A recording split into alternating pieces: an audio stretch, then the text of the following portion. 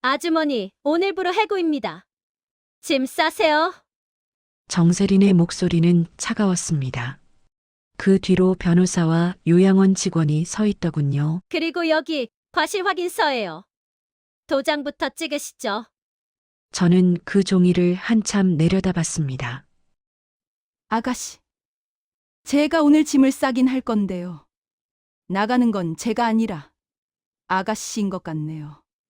저는 앞치마 주머니에서 낡은 수첩 한 권을 꺼냈습니다. 이게 뭡니까? 제 업무일지입니다. 정세린의 얼굴에서 혈색이 싹 빠졌어요. 안방 문이 열렸습니다. 정국현 어르신이 침대에서 일어나 앉아 계셨어요. 눈은 또렷했고 목소리는 단단했습니다. 세린아, 윤 여사가 내 눈이고 귀였다. 내가 내 눈을 가린다고 세상이 가려지더냐? 저는 그날을 알고 있습니다. 침묵이 어떤 힘을 가지는지 깨달은 날이었죠. 말하지 않는다고 기억하지 않는 게 아니라는 걸, 기록은 언젠가 무기가 된다는 걸 그날 처음 알았습니다. 지금부터 그 이야기를 들려드리겠습니다. 안녕하세요. 저는 윤말자 67입니다. 사람들은 저를 그냥 간병인 아주머니라고 부릅니다. 이름을 물어보는 사람은 없었어요. 필요한 건 제 손이지 제 이름이 아니었으니까요. 간병인 일을 시작한 지 10년이 넘었습니다. 처음엔 병원 일용직으로 시작했죠. 환자 옆에서 링거 갈아주고 밥 떠먹이는 일이었습니다. 나중엔 집으로 들어가게 됐어요. 가정 간병인이라고 하더군요. 제가 돌본 사람은 정국현 어르신이었습니다. 78살이었어요. 뇌경색으로 쓰러진 뒤 오른쪽 몸을 거의 못 쓰셨죠. 말도 어눌했습니다. 첫날 그 집에 들어갔을 때 기억합니다. 거실은 넓었고 깨끗했어요. 하지만 안방 문을 여는 순간 냄새가 확 올라왔습니다. 소독약 냄새, 땀 냄새, 그리고 사람이 누워만 있을 때 나는 그 특유의 냄새였죠. 정국현 어르신은 침대에 누워 천장만 보고 계셨어요. 눈은 멀쩡했는데 표정이 없었습니다. 저를 쳐다보지도 않았어요. 안녕하세요, 어르신. 오늘부터 모실 윤말자입니다. 대답은 없었습니다. 그냥 한숨만 길게 내쉬더군요. 저는 그날부터 일과를 시작했습니다. 새벽 6시에 일어나 어르신 몸을 닦았어요. 따뜻한 물에 수건을 적셔서 목부터 시작해 팔 등, 다리까지 전부 닦아냈습니다. 땀띠가 생기면 안 되거든요. 대소변을 받아냈습니다. 기저귀를 갈고 엉덩이에 파우더를 발라드렸어요. 욕창이 생기지 않게 2시간마다 몸을 뒤집었습니다. 식사는 하루 3번이었죠. 죽을 떠서 입에 넣어드리면 삼키는 데만 10분이 넘게 걸렸습니다. 사례가 들릴까봐 조금씩 천천히 먹였어요. 가래를 뽑는 일도 제 몫이었습니다. 목구멍에서 끓어오르는 소리가 들리면 석션기를 들고 달려갔어요. 빨아내고 나면 어르신은 헉헉 숨을 몰아쉬었습니다. 사람 몸이라는 게요, 정말 기계처럼 관리해야 합니다. 감정을 섞으면 손이 느려져요. 손이 느려지면 사고가 납니다. 욕창이 생기고 폐렴이 오고 낙상 사고가 일어나죠. 그래서 저는 울지도 않고 말도 줄였습니다. 그냥 정해진 시간에 정해진 동작만 반복했어요. 6시 기상, 7시 식사, 9시 체위 변경, 11시 재활 운동, 12시 식사, 2시 목욕, 4시 간식, 6시 저녁 식사, 8시 투약, 10시 취침 준비. 매일 똑같았습니다. 어르신은 제게 말을 거의 안 했어요. 가끔 물을 달라고 할 때나 화장실이 급할 때만 손짓을 했습니다. 저도 묻지 않았어요. 필요한 것만 물었죠. 식사하시겠습니까? 약 드실 시간입니다. 몸 뒤집겠습니다. 그게 전부였습니다. 그 집에서 저는 사람이 아니라 기능이었습니다. 밥 먹이는 기계, 기저귀 가는 기계, 몸 닦는 기계였죠. 누군가 제 이름을 부르지 않았고 저도 제 존재를 드러내지 않았습니다. 거실에서 텔레비전 소리가 들렸어요. 안방 문은 항상 닫혀 있었습니다. 저는 그 문 안쪽에서만 존재했죠. 투명 인간처럼요. 가끔 생각했습니다. 내가 여기서 사라져도 누가 알까? 다른 간병인이 들어오면 똑같이 돌아갈 거예요. 정국현 어르신도 이 집 식구들도 아무도 저를 기억하지 않겠죠. 그런 생각을 하면 가슴이 텅 비는 것 같았습니다. 하지만 손은 멈추지 않았어요. 어차피 감정은 일에 필요 없으니까요. 그렇게 한 달이 지났습니다. 어느 날 저녁이었어요.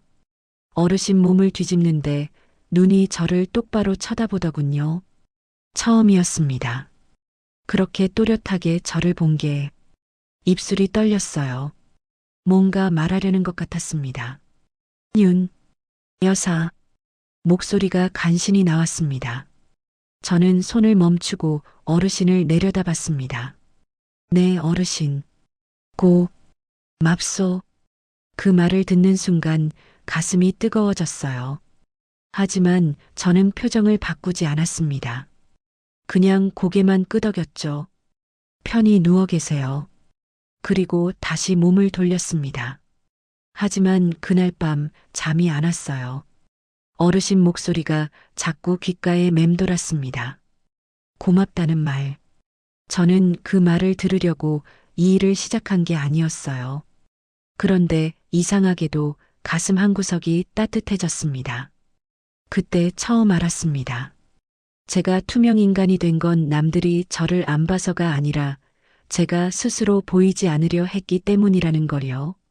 정세리는 일주일에 2번 왔습니다. 화요일 저녁 6시, 토요일 오후 2시. 정확했어요. 단 한 번도 시간이 어긋난 적이 없었습니다. 현관문이 열리는 소리가 들리면 저는 자세를 고쳤어요. 등을 펴고 앞치마 주름을 폈습니다. 이상하게도 긴장이 됐거든요. 정세리는 항상 같은 순서로 움직였습니다. 문을 열자마자 신발을 벗고 현관에 가지런히 놓았어요. 그리고 핸드백에서 물티슈를 꺼내더군요. 거실 테이블부터 닦기 시작했습니다. 먼지가 이렇게 쌓여 있어요. 저는 아침마다 닦았는데도 정세린 눈엔 부족했나 봅니다. 소파 팔걸이를 닦고 텔레비전 선반을 닦았어요. 그리고 코를 찡그렸습니다. 아주머니, 노인네 냄새가 거실까지 나요. 환기 좀 하세요. 네, 아가씨. 저는 그렇게 대답하고 창문을 열었습니다. 바깥 찬바람이 들어왔어요. 정국현 어르신은 추위를 많이 타셨지만 정세린이 있을 땐 창문을 닫을 수가 없었습니다. 정세린은 안방으로 들어갔어요. 저는 뒤따라 들어갔죠. 아버지. 목소리는 부드러웠습니다. 하지만 눈빛은 차가웠어요. 침대 옆에 서서 어르신 얼굴을 내려다봤습니다. 오늘 컨디션은 어때요? 어르신은 대답하지 않았습니다. 그냥 눈만 깜빡이셨어요. 말을 해야 알죠, 아버지. 정세린이 한숨을 쉬었습니다. 그리고 저를 돌아봤어요. 식사는 제대로 하세요? 네, 3끼 다 드십니다. 죽만 드리는 거 아니죠? 단백질 보충 좀 하세요. 계란찜이라도 만들어 드리고. 알겠습니다. 정세리는 서랍을 열었습니다. 약통을 하나하나 확인했어요. 투약 기록지를 꺼내서 봤습니다. 약은 정확한 시간에 드리는 거죠? 네, 아가씨. 가끔 노인분들이 뱉어내시잖아요. 확인하세요. 확인하고 있습니다. 정세린의 시선이 제 앞치마 주머니로 향했습니다. 거기 제 휴대폰이 있었어요. 아주머니, 핸드폰 좀 보여주세요. 심장이 덜컥했습니다. 왜 그러시는지. 보안 때문에요. 우리 집 상황밖에 말하면 곤란하잖아요. 정세리는 손을 내밀었습니다. 거부할 수 없는 분위기였어요. 저는 핸드폰을 꺼내 건넸습니다. 정세리는 갤러리부터 확인했어요. 사진이 있는지 보는 거였죠. 통화 기록은요? 통화 목록을 쭉 내렸습니다. 다행히 며칠 전 언니한테 전화한 게 전부였어요. 문자는요? 문자함도 열어봤습니다. 아무것도 없었어요. 저는 문자를 잘 안 했거든요. 좋아요. 정세리는 핸드폰을 돌려줬습니다. 그리고 제 눈을 똑바로 봤어요. 아주머니, 아버지 상태밖에 말하면 안 돼요. 알죠? 네. 가족 사생활이잖아요. 이해하시죠? 네, 아가씨. 사진 찍는 것도 금지예요. 특히 아버지 모습은 절대 안 됩니다. 저는 고개만 숙였습니다. 정세리는 만족한 듯 고개를 끄덕이고 거실로 나갔어요. 저도 따라 나갔습니다. 소파에 앉더니 서류 가방을 열었어요. 뭔가 종이를 꺼내보기 시작했습니다. 저는 부엌으로 가서 물을 한 잔 따라왔어요. 아가씨, 물입니다. 여기 놓으세요. 정세리는 서류에서 눈을 떼지 않았습니다. 저는 조용히 물을 테이블에 놓고 물러났어요. 그때 정세린이 말했습니다. 아주머니, 한 가지만 더요. 네, 말씀하세요. 외부 사람 절대 들이지 마세요. 친구든 가족이든 상관없어요. 이 집은 아버지가 요양하시는 곳이니까 조용해야 하잖아요. 알겠습니다. 아버지 상태가 안 좋아지면 바로 저한테 연락 주시고요. 구급차 같은 거 함부로 부르면 안 됩니다. 제가 판단할게요. 그 말을 들을 때 등골이 서늘했습니다. 구급차를 함부로 부르지 말라니요. 응급 상황인데도요? 하지만 저는 대답했습니다. 네, 아가씨. 정세리는 30분쯤 있다가 일어났어요. 현관에서 신발을 신으며 말했습니다. 아주머니, 수고하세요. 다음 주 화요일에 올게요. 네, 조심히 가세요. 문이 닫혔습니다.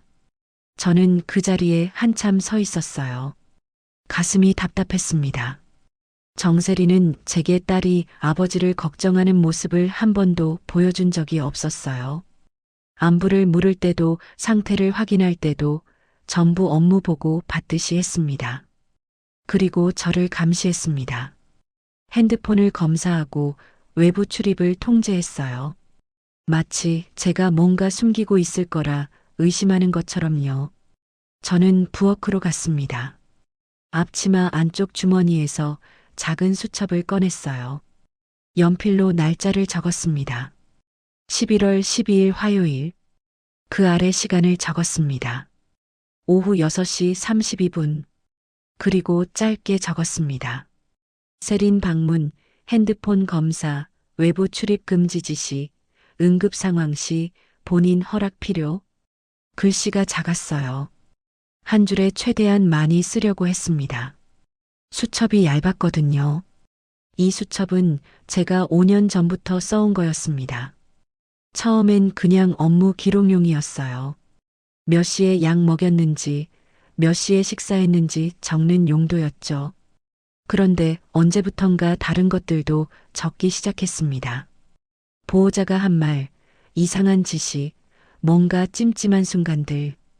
왜 적었냐고요? 말 안 한다고 기억 안 하는 건 아니니까요. 저는 수첩을 다시 주머니에 넣었습니다.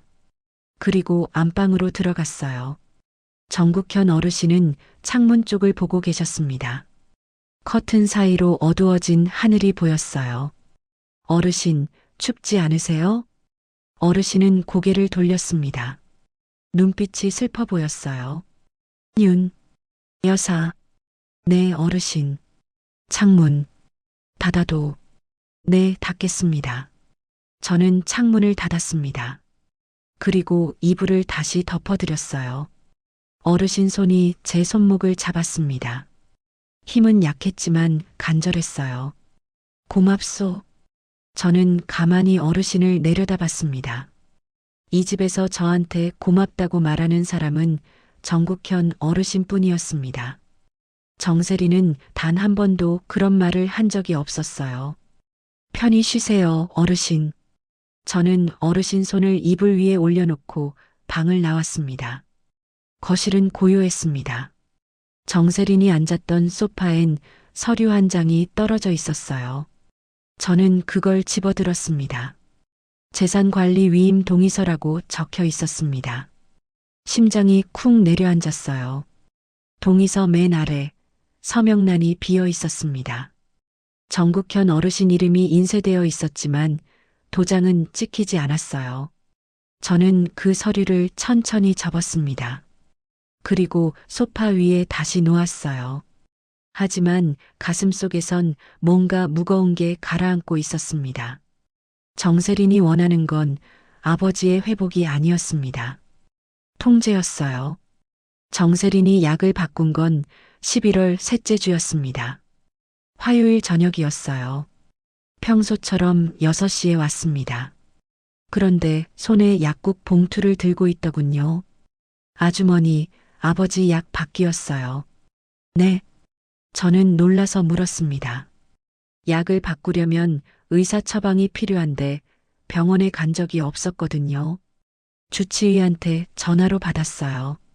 아버지 상태 설명하니까 처방해 주시더라고요. 정세리는 봉투를 테이블에 놓았습니다. 안에서 약통 3개를 꺼냈어요. 저는 약통을 하나씩 들어봤습니다. 기존에 드리던 약이랑 색깔이 달랐어요. 하나는 하얀색이었는데 새 약은 연두색이었습니다. 이게 뭐죠? 진정제예요. 아버지가 밤에 잠을 잘 못 주무신다고 하셨잖아요. 저는 말하지 않았습니다. 어르신은 밤에 잘 주무셨거든요. 가끔 새벽에 깨시긴 했지만 금방 다시 주무셨어요. 제가 그런 말씀드린 적은 아주머니가 모르는 거예요. 제가 밤에 전화하면 아버지 목소리 떨리세요. 불안해하신다고요. 정세린의 목소리는 단호했습니다. 이거 아침 저녁으로 한 알씩 드리세요. 꼭 식후 30분에요. 알겠습니다. 정세린은 안방으로 들어갔습니다. 저는 약통을 들고 그 자리에 서 있었어요. 뭔가 이상했습니다. 진정제를 아침에도 먹이라고요? 보통 수면제는 자기 전에만 먹이는데 말이죠. 저녁에 어르신께 약을 드렸습니다. 새 약도 함께요. 연두색 알약 하나를 물과 같이 드렸습니다. 1시간쯤 지났을까요? 어르신 눈빛이 흐릿해졌습니다. 초점이 안 맞는 것처럼 천장만 멍하니 보셨어요. 어르신 괜찮으세요? 대답이 없었습니다. 입술이 떨렸지만 말이 나오지 않았어요. 저는 가슴이 철렁했습니다. 혹시 약이 안 맞나 싶었거든요. 다음 날 아침에도 약을 드렸습니다. 정세린 지시대로 아침 식사 후 30분 뒤였어요. 그날 오후 어르신이 이상한 말을 하기 시작했습니다. 윤 여사, 저기 누가 있어? 저는 어르신이 가리키는 곳을 봤습니다. 아무도 없었어요. 어르신, 아무도 없습니다. 아니야. 저 사람이 날 보고 있어. 어르신 목소리가 떨렸습니다. 손도 덜덜 떨렸어요. 저는 당황했습니다. 이런 증상은 처음이었거든요. 괜찮으세요? 제가 여기 있습니다. 어르신 손을 잡아드렸습니다. 손이 차가웠어요. 며칠이 지났습니다. 증상은 더 심해졌습니다. 어르신은 자꾸 헛것을 보셨어요. 벽을 보고 누군가 있다고 하셨고 가끔은 제 뒤에 사람이 서 있다며 겁에 질려 하셨습니다. 밤엔 더 심했어요. 윤 여사, 제가 나를 죽이려 해. 어르신이 제 팔을 꽉 잡았습니다. 힘이 없는 분인데도 악력이 셌어요. 누가요, 어르신? 세린이가 날 죽이려 해. 심장이 쿵 내려앉았습니다. 어르신, 정신 차리세요. 아가씨가 왜 그러시겠어요? 아니야. 제 눈을 봤어. 나한테서 뭔가를 빼앗으려는 눈이야. 저는 어르신을 진정시키려 했습니다. 하지만 어르신은 계속 중얼거렸어요. 제가 약을 바꿨어. 날 이상하게 만들려고. 정신을 못 차리게. 그날 밤 저는 잠을 못 잤습니다. 어르신 말이 자꾸 맴돌았거든요. 선망일까요? 아니면 정말로. 저는 약통을 꺼내봤습니다. 연두색 알약을 손에 올려놓고 한참 들여다봤어요. 다음 날 토요일 정세린이 왔습니다. 저는 조심스럽게 말했습니다. 아가씨, 어르신 상태가 좀 이상합니다. 뭐가요? 헛것을 보세요. 자꾸 누가 있다고 하시고, 밤에도 잠을 설치세요. 정세리는 눈썹 하나 까딱하지 않았습니다. 선망이에요. 네. 치매 환자들한테 흔한 증상이에요. 약 때문이 아니라 병 때문이에요. 정세리는 차갑게 말했습니다. 약 더 늘려야겠네요. 안정이 안 되니까. 하지만 아가씨, 약을 늘리면. 아주머니는 의사세요? 정세린이 저를 쏘아봤습니다. 아니면 약사라도 되세요? 아닙니다.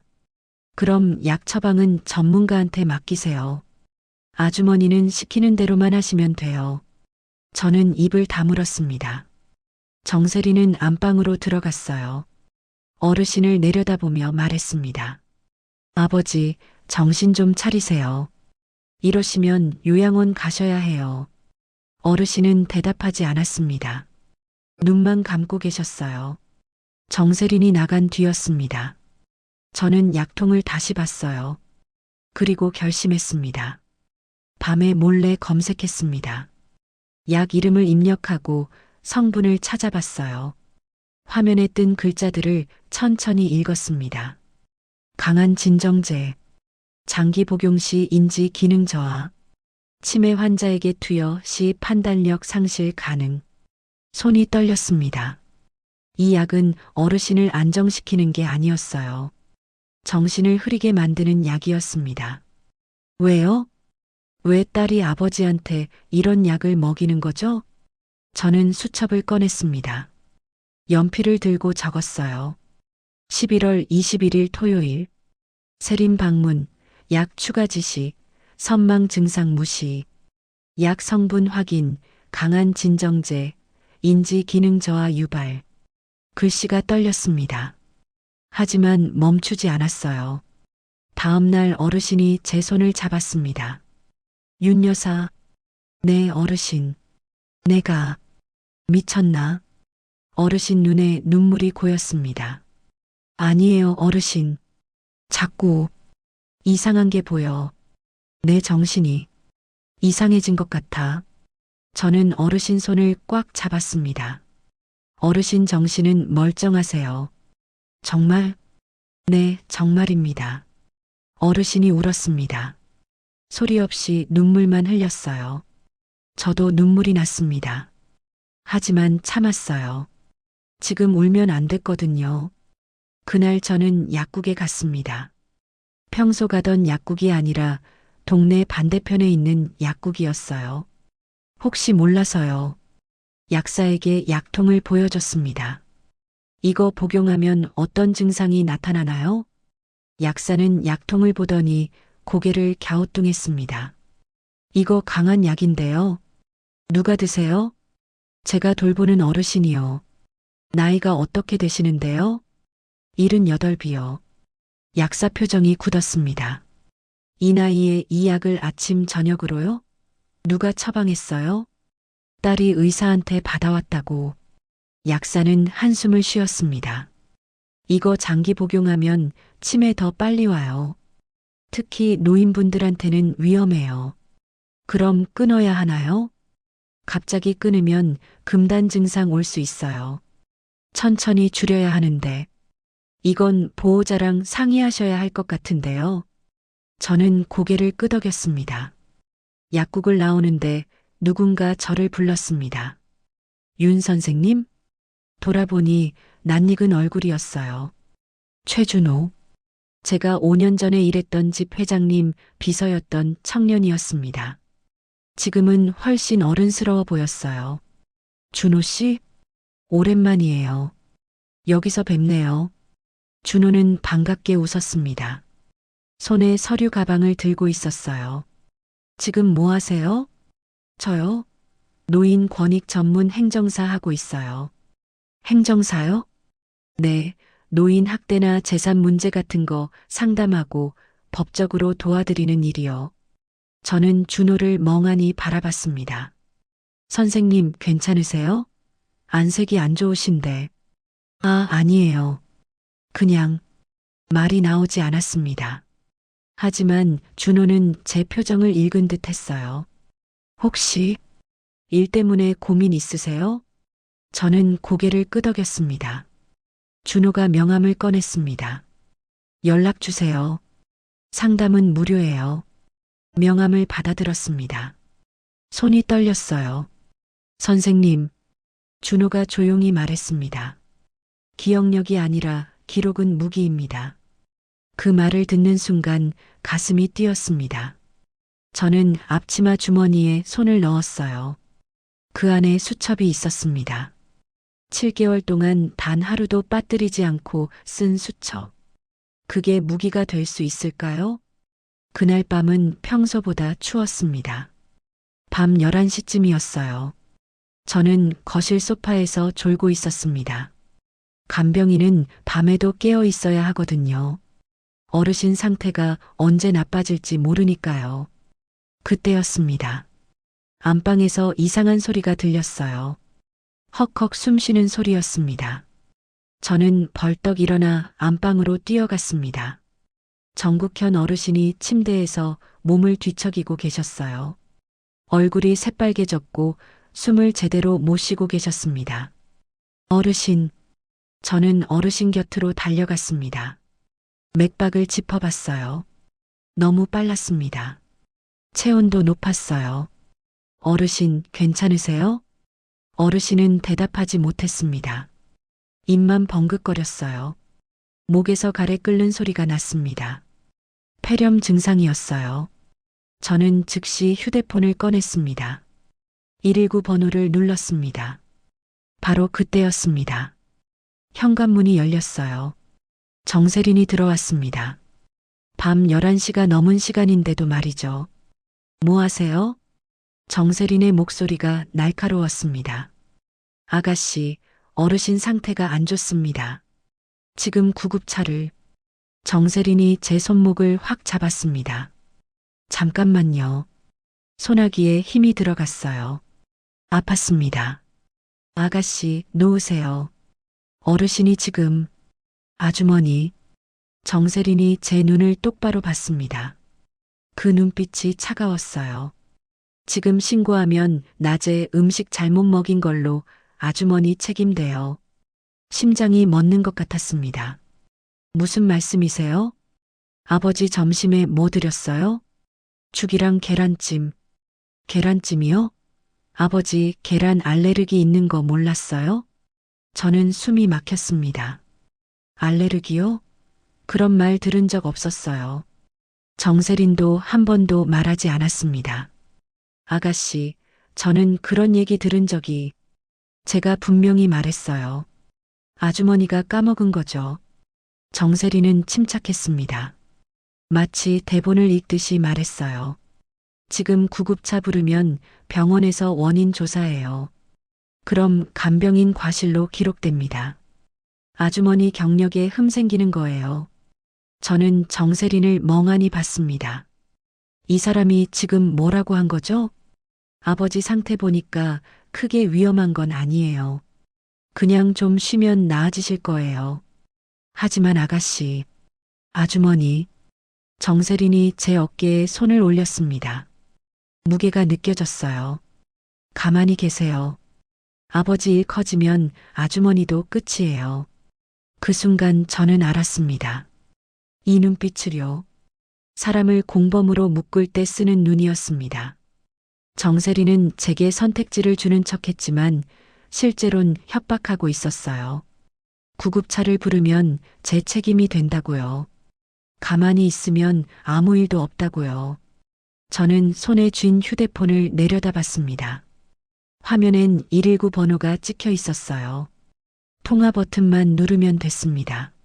하지만 손가락이 움직이지 않았어요. 정세린 말이 머릿속을 맴돌았거든요. 간병인 과실, 경력의 흠, 끝. 저는 이 일로 10년을 먹고 살았습니다. 다른 기술은 없었어요. 간병인 일을 못하게 되면 저는 뭘 해야 할까요? 아주머니, 내려놓으세요. 정세린이 조용히 말했습니다. 저는 천천히 휴대폰을 내려놓았습니다. 정세린은 만족한 듯 고개를 끄덕였어요. 잘 생각하셨어요. 제가 처리할게요. 정세린은 가방에서 뭔가를 꺼냈습니다. 작은 주사기였어요. 이거 놓으면 나아지실 거예요. 그게 뭔데요? 진정제요. 병원에서 받아온 거예요. 정세린은 능숙하게 주사를 놓았습니다. 어르신 팔에 바늘이 꽂혔어요. 몇 분이 지났습니다. 어르신 숨소리가 조금 안정됐어요. 얼굴색도 조금 나아졌습니다. 하지만 완전히 괜찮아진 건 아니었어요. 여전히 거칠게 숨을 쉬고 계셨습니다. 봐요, 괜찮아지셨죠? 정세린이 말했습니다. 아주머니, 내일 아침까지 지켜보세요. 더 나빠지면 그때 연락 주시고요. 네. 저는 겨우 대답했습니다. 정세린은 가방을 챙겨 일어났어요. 오늘 일은 아무한테도 말하지 마세요. 아시죠? 네, 아가씨. 아주머니도 곤란해지니까요. 정세린은 문을 닫고 나갔습니다. 저는 그 자리에 주저앉았습니다. 다리에 힘이 풀렸어요. 손도 떨렸습니다. 어르신을 봤습니다. 숨은 쉬고 계셨지만 편해 보이진 않았어요. 제가 뭘 한 거죠? 구급차를 불렀어야 했어요. 전문가가 봐야 했습니다. 그게 맞는 거였어요. 하지만 저는 전화를 끊었습니다. 제 경력이 무서워서요. 책임질까봐 두려워서요. 눈물이 났습니다. 저는 간병인이었어요. 사람을 돌보는 사람이었습니다. 그런데 지금 저는 뭘 하고 있는 건가요? 어르신을 지키지 못했어요. 아니, 지키지 않았습니다. 그날 밤 저는 한숨도 못 잤습니다. 어르신 옆에 앉아서 숨소리만 들었어요. 혹시라도 이상해지면 바로 전화하려고요. 새벽 4시쯤이었을까요? 어르신이 눈을 뜨셨습니다. 윤, 여사. 목소리가 간신히 나왔어요. 네, 어르신. 괜찮으세요? 제가 날 죽이려. 또 그 말이었습니다. 하지만 이번엔 달랐어요. 저도 그 말이 헛소리가 아니라는 걸 알았거든요. 어르신, 윤 여사, 도와줘. 어르신이 제 손을 잡았습니다. 손이 차가웠어요.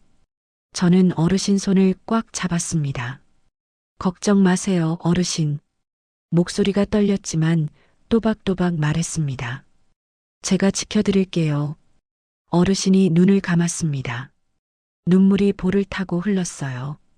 저도 울었습니다. 하지만 이번엔 다짐했습니다. 더 이상 공범이 되지 않겠다고요. 아침이 됐습니다. 저는 수첩을 꺼냈습니다. 연필을 들고 적었어요. 11월 23일 화요일 밤 11시. 국현 호흡곤란, 세린 구급차 저지, 계란 알레르그 거짓 주장, 과실정가 시도, 주사 투여, 병원 이송 거부. 글씨가 떨렸습니다. 하지만 멈추지 않았어요. 그리고 주머니에서 최준호 명함을 꺼냈습니다. 전화번호를 눌렀어요. 신호음이 울렸습니다. 3번, 4번. 여보세요? 준호 목소리가 들렸습니다. 준호 씨, 저 윤말자예요. 아, 선생님. 어떻게 상담 받을 수 있을까요? 목소리가 갈라졌습니다. 지금 당장 만날 수 있어요. 어디 계세요? 저는 주소를 알려줬습니다. 1시간 뒤 준호가 왔어요.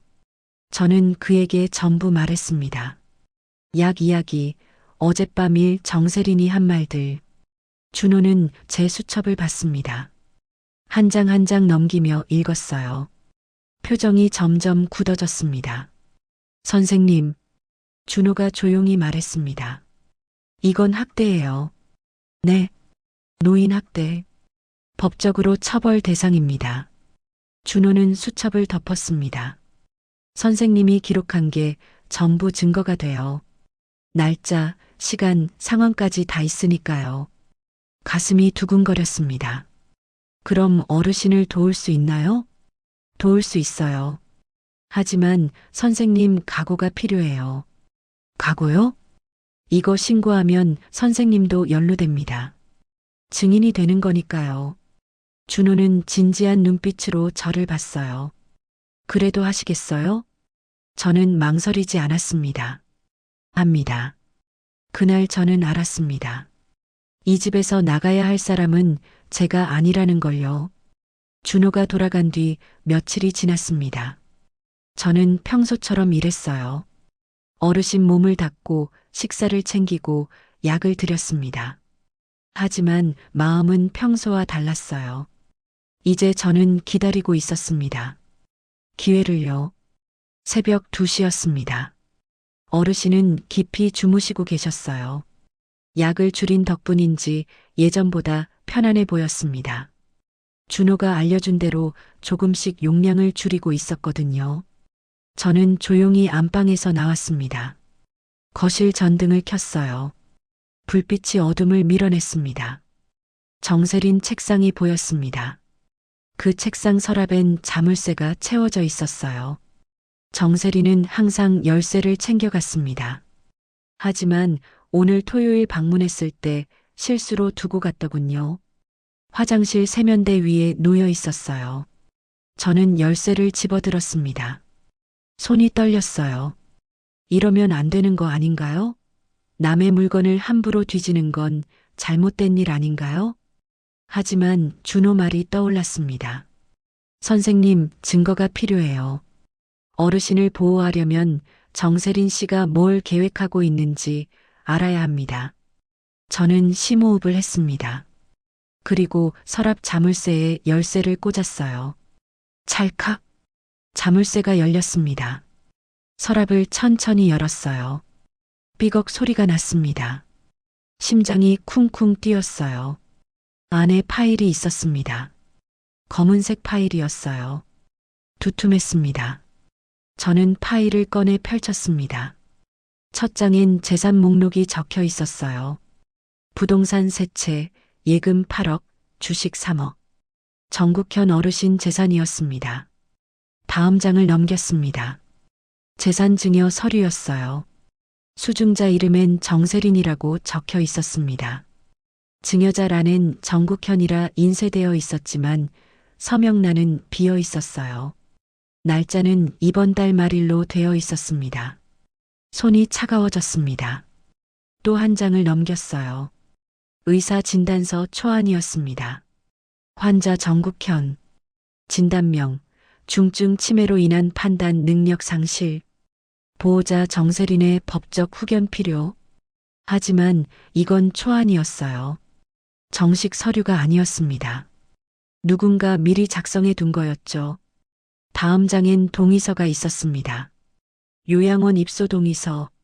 서명란엔 정국현이라 인쇄되어 있었지만 날짜가 이상했어요. 지난달 20일이라고 적혀 있었습니다. 그날 어르신은 병원도 안 갔어요. 집에만 계셨습니다. 제가 옆에 있었으니 알아요. 가짜였습니다. 전부 가짜 서류였어요. 저는 파일을 다시 들여다봤습니다.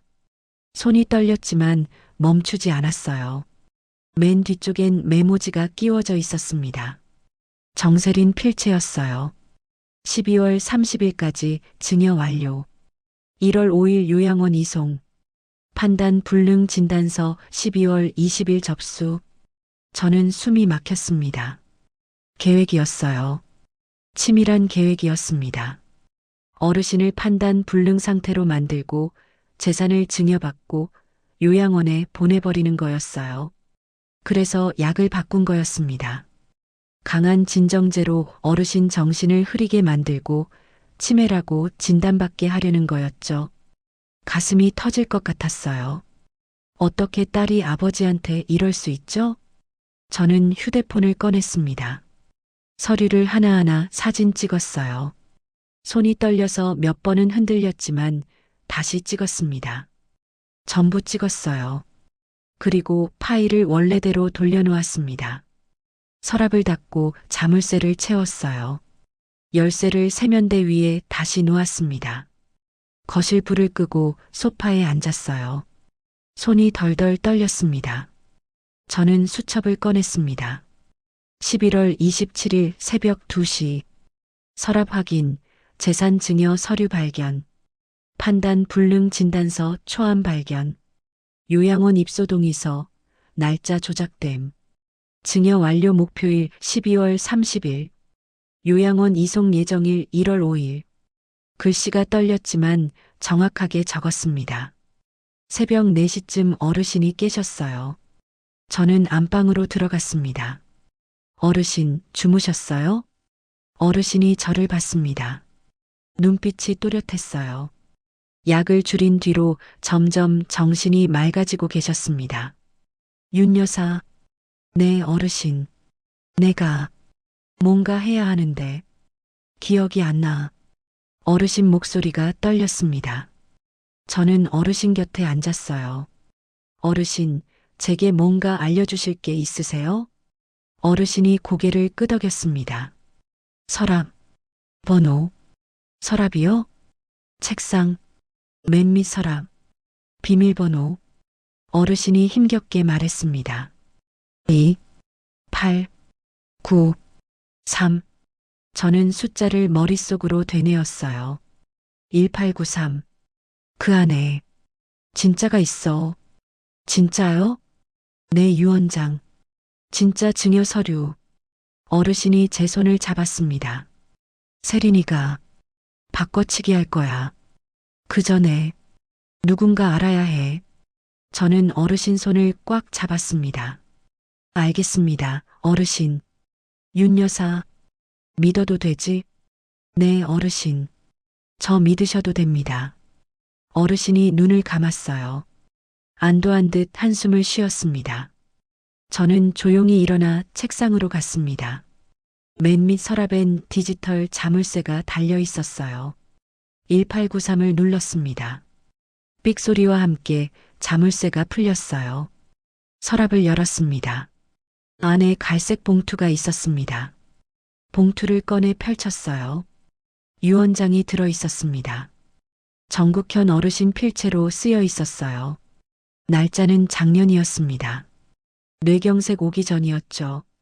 내용을 읽었습니다. 재산은 사회복지재단에 기부한다. 딸 정세린에게는 아파트 한 채만 남긴다. 저는 숨을 죽였습니다. 정세린이 원하는 건 이게 아니었어요. 전 재산이 필요했던 거였습니다. 그래서 유언장을 숨기고 어르신을 판단 불능으로 만들려 했던 거였어요. 그러면 법적으로 유언장이 무효가 되니까요. 봉투 안에 또 다른 서류가 있었습니다. 정식 증여 서류였어요. 수증자는 사회복지재단이었습니다. 어르신 서명과 도장이 찍혀 있었어요. 이게 진짜였습니다. 저는 서류를 다시 봉투에 넣었어요. 그리고 휴대폰으로 전부 사진 찍었습니다. 봉투를 서랍에 다시 넣고 잠갔어요. 수첩을 꺼내 적었습니다. 새벽 4시 30분. 국현 명료한 의식 상태, 비밀번호 전달, 진짜 유언장 확인, 재산 기부 의사 명확, 진짜 증여 서류 확인, 사회복지재단 수증자, 어르신 자기 인식 가능, 판단 능력 있음. 글씨를 쓰는 손이 떨렸지만 또박또박 적었습니다. 해가 떴습니다. 저는 준호에게 전화했어요. 준호 씨, 찾았습니다. 뭘 찾으셨어요? 증거요. 전부 다요. 목소리가 떨렸습니다. 사진 찍어뒀어요. 서류, 메모 전부요. 잘하셨어요, 선생님. 준호 목소리가 단단했습니다. 이제 준비된 것 같네요. 네. 어르신을 지킬 준비요. 저는 창밖을 봤습니다. 해가 밝게 떠올랐어요. 긴 밤이 끝나고 있었습니다. 준비됐습니다. 저는 조용히 말했습니다. 이제 시작하죠. 준호가 대답했어요. 네, 선생님. 시작합시다. 그날 저는 알았습니다. 침묵은 때론 무기가 되지만 진실을 말할 때가 온다는 거리요. 그리고 그 시간이 곧 온다는 것도요. 12월 첫째 주 화요일이었습니다. 아침부터 날씨가 좋지 않았어요. 하늘이 잔뜩 흐렸고 찬바람이 불었습니다. 저는 평소처럼 어르신께 아침 식사를 드렸어요. 어르신은 예전보다 훨씬 또렷하셨습니다. 약을 거의 끊은 덕분이었죠. 윤 여사, 네, 어르신. 오늘 뭔가 일어날 것 같소? 어르신이 창밖을 보며 말씀하셨어요. 저도 느끼고 있었습니다. 오후 2시쯤이었습니다. 현관문이 열렸어요. 정세린이 들어왔습니다. 하지만 혼자가 아니었어요. 양복 입은 남자 2명이 함께 왔습니다. 한 명은 변호사처럼 보였고 다른 한 명은 요양원 직원 같았어요. 심장이 쿵 내려앉았습니다. 아주머니, 정세린이 저를 불렀습니다. 목소리가 차갑더군요. 네, 아가씨. 오늘부로 해고입니다. 귓가가 멍했습니다.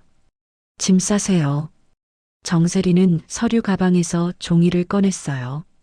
저한테 밀어냈습니다. 그리고 여기 과실 확인서예요. 도장부터 찍으시죠. 종이를 내려다봤습니다. 간병인 과실 인정서라고 적혀 있었어요. 제 이름이 이미 인쇄되어 있었습니다. 내용을 읽었어요. 환자에게 알레르기 유발 음식 제공, 투약 누락 다수, 응급 상황 미보고, 전부 거짓이었습니다. 손이 떨렸습니다. 하지만 목소리는 떨리지 않았어요. 아가씨, 정세린이 눈썹을 치켜 올렸습니다.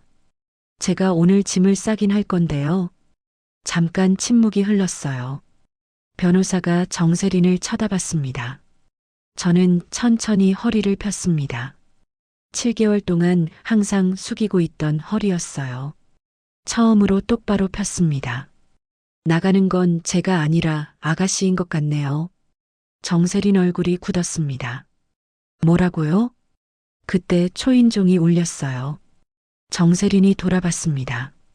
변호사와 요양원 직원도 현관을 봤어요. 저는 현관으로 걸어갔습니다. 문을 열었어요. 구청 노인복지과 직원 2명이 서 있었습니다. 그 뒤로 최준호가 보였어요.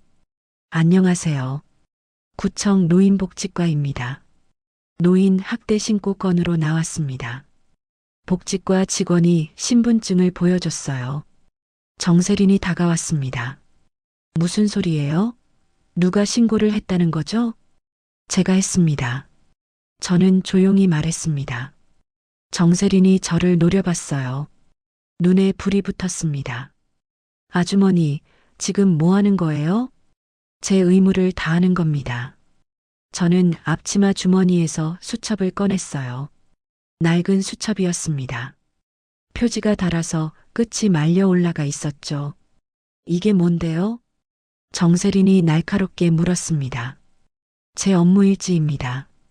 복지과 직원이 수첩을 받아들었어요. 첫 장을 펼쳤습니다. 1분 단위 기록이네요. 직원이 중얼거렸어요. 투약 시간, 발언 내용, 통제 정황까지 전부 있습니다. 다음 장을 넘겼어요. 그 다음 장도요. 약 변경 기록, 응급 상황 방치 기록, 재산 서류 조작 정황까지. 직원 얼굴이 굳어졌습니다. 정세린이 수첩을 낚아채려 했어요. 하지만 준호가 막아섰습니다. 정세린 씨, 이건 공식 증거 자료입니다. 준호가 침착하게 말했어요. 함부로 손대시면 증거 인멸로 추가 처벌받으실 수 있습니다. 정세린 손이 멈췄어요. 아주머니, 당신 지금 뭐 하는 거예요? 나한테 이러면 당신도 끝이에요. 정세린이 제게 속삭였습니다. 하지만 저는 흔들리지 않았어요. 저는 이미 끝났습니다. 7개월 전에요. 정세린이 입술을 깨물었어요. 안방 문이 열렸습니다. 정국현 어르신이 침대 옆에 앉아 계셨어요. 제가 미리 부축해 드렸거든요. 오늘은 어르신도 똑바로 앉아 계셔야 했으니까요. 세린아. 어르신 목소리가 들렸습니다. 정세린이 돌아봤어요. 얼굴이 새하얗게 질렸습니다. 아버지, 내 눈을 똑바로 봐라. 어르신 목소리는 떨렸지만 단호했습니다. 윤 여사가 내 눈이고 귀였다. 어르신이 저를 봤어요. 눈빛이 따뜻했습니다. 제가 7개월 동안 단 하루도 빠짐없이 날 지켜줬어. 내가 내 눈을 가린다고 세상이 가려지더냐. 정세린이 입을 열려 했어요. 하지만 말이 나오지 않았습니다. 복지과 직원이 가방에서 서류를 꺼냈어요. 정세린 씨, 노인복지법 위반 혐의로 조사가 필요합니다. 협조해 주시기 바랍니다. 정세린 옆에 서 있던 변호사가 나섰습니다. 저희도 법적 대응하겠습니다. 이건 오해예요. 준호가 휴대폰을 꺼냈어요. 오해가 아닙니다. 여기 증거 사진이 있어요.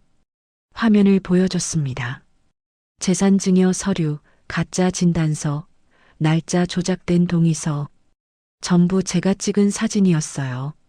변호사 얼굴이 굳었습니다. 그리고 이건 정국현 어르신의 진짜 유언장입니다. 준호가 또 다른 사진을 보여줬어요. 사회복지재단에 재산을 기부한다는 내용이 또렷하게 보였습니다. 정세린이 비틀거렸어요. 뒤에 있던 요양원 직원이 부축했습니다. 이건 이럴 수가. 정세린이 중얼거렸어요. 복지과 직원이 수첩을 덮었습니다. 일단 구청으로 동행해 주셔야겠습니다. 정식 조사 들어갑니다. 정세린은 저를 쳐다봤어요. 분노도 협박도 아니었습니다. 그냥 믿을 수 없다는 표정이었어요. 아주머니, 당신이. 저는 대답하지 않았습니다. 그냥 조용히 서 있었어요. 정세린이 끌려나갔습니다. 변호사와 요양원 직원도 함께요. 문이 닫혔어요. 거실이 조용해졌습니다. 저는 그 자리에 한참 서 있었어요. 다리에 힘이 풀렸습니다. 준호가 다가왔어요. 선생님, 고생 많으셨어요. 저는 고개를 저었습니다. 아니에요. 제가 해야 할 일을 한 것뿐이에요. 안방에서 어르신이 부르셨어요. 윤 여사. 저는 안방으로 들어갔습니다. 어르신이 손을 내미셨어요. 저는 그 손을 잡았습니다.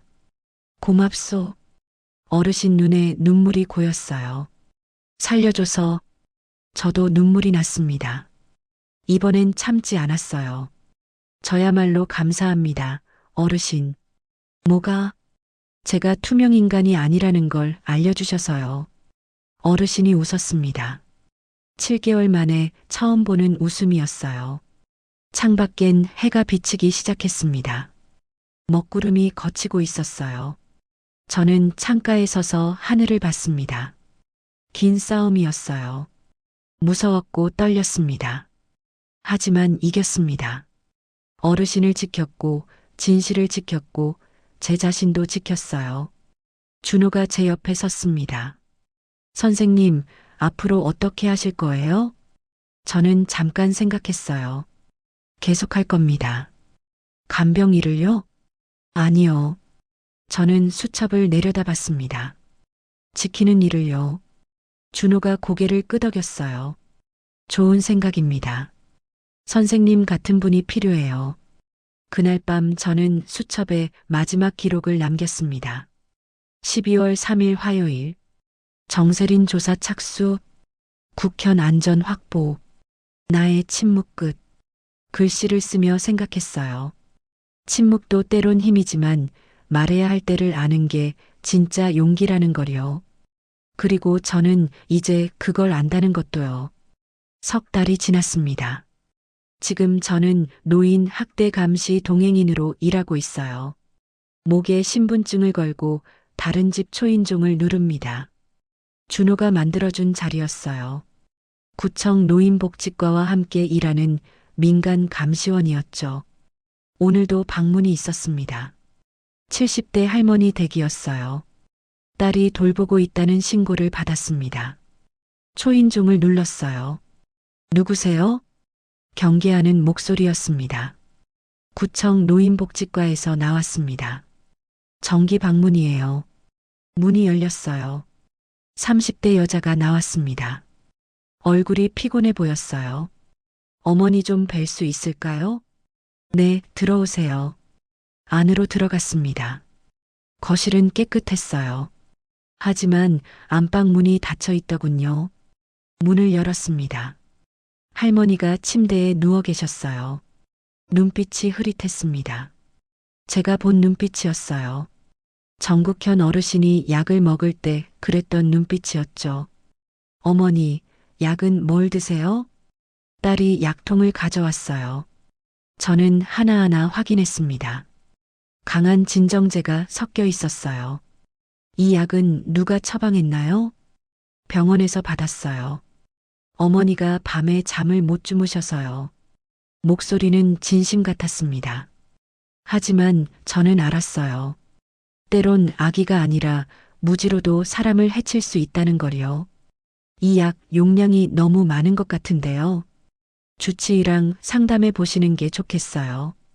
딸이 놀란 표정을 지었어요. 그래요? 저는 몰랐어요. 괜찮습니다. 지금부터라도 조심하시면 돼요. 저는 명함을 건넸습니다. 어려운 일 있으면 연락 주세요. 도와드릴게요. 딸이 명함을 받아들었어요. 눈가에 눈물이 맺혔습니다. 감사합니다.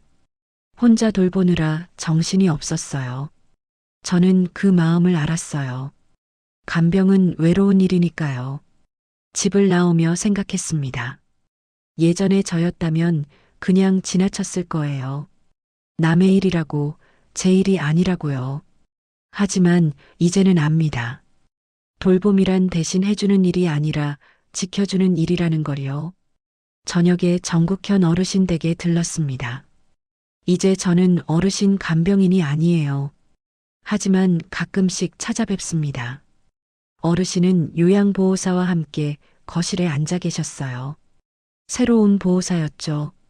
젊은 남자였는데 성실해 보였습니다. 윤 여사 왔소? 어르신이 반갑게 웃으셨어요. 네, 어르신. 오늘 상태는 어떠세요? 좋소. 재활 치료도 받고 있고 말이요. 어르신은 예전보다 훨씬 건강해 보이셨어요. 말도 또렷했고 눈빛도 맑았습니다. 세린이는요? 조심스럽게 물었습니다. 어르신 표정이 잠깐 어두워졌어요. 집행유예 받았소. 봉사활동 중이라더군. 정세리는 노인 학대로 기소됐습니다. 하지만 초범이고 실제 상해가 없었다는 이유로 집행유예를 받았어요. 용서하셨어요? 어르신이 고개를 저었습니다. 용서는 아니요. 하지만 미워하지도 않소. 그냥 멀리서 잘 살았으면 좋겠소. 저는 고개를 끄덕였어요. 윤 여사. 네, 어르신. 요즘 일은 어떻소? 바쁩니다. 찾아다녀야 할 곳이 많아서요. 힘들지 않소? 힘들죠. 하지만 보람 있어요. 어르신이 제 손을 잡았습니다. 고맙소. 윤 여사가 아니었으면 난 이미 없었을 거요. 아니에요, 어르신. 제가 더 감사하죠. 뭐가? 사람을 지키다 보니 제 인생도 지키는 법을 배웠어요. 어르신이 웃었습니다. 집으로 돌아오는 길이었어요. 지하철을 탔습니다. 퇴근 시간이라 사람이 많았어요. 옆자리에 젊은 여자가 앉았습니다. 전화 통화를 하고 있더군요. 엄마, 나 바빠. 요양원 알아봐. 집에서 못 모셔. 목소리가 날카로웠어요. 저는 창밖을 봤습니다. 어둠 속에 불빛들이 지나갔어요. 세상엔 아직도 많은 어르신들이 있습니다. 혼자 외롭게 때론 학대받으며 살고 계시죠. 저 혼자 다 지킬 순 없어요. 하지만 한 분 한 분 찾아가면서 조금씩 바꿀 순 있습니다. 집에 도착했습니다. 작은 원룸이었어요. 하지만 제 공간이었습니다. 책상 위에 낡은 수첩이 놓여 있었어요. 그 수첩을 펼쳤습니다. 첫 장엔 이렇게 적혀 있었습니다. 나는 윤말자. 더 이상 투명 인간이 아니다. 저는 웃었습니다. 그리고 새 수첩을 꺼냈어요. 오늘부터 쓸 수첩이었습니다. 첫 장에 날짜를 적었습니다. 그리고 한 줄을 더 적었어요. 오늘도 누군가를 지켰다. 내일도 그럴 것이다. 이야기 들어줘서 고맙습니다. 저는 윤말자 67입니다. 이제 저는 압니다. 침묵도 힘이지만 기록은 더 큰 무기라는 걸요. 그리고 누군가의 인생을 지키는 일이 결국 제 인생을 지키는 일이라는 것도요. 여러분도 기억해 주세요. 말하지 않는다고 기억하지 않는 건 아니라는 걸요.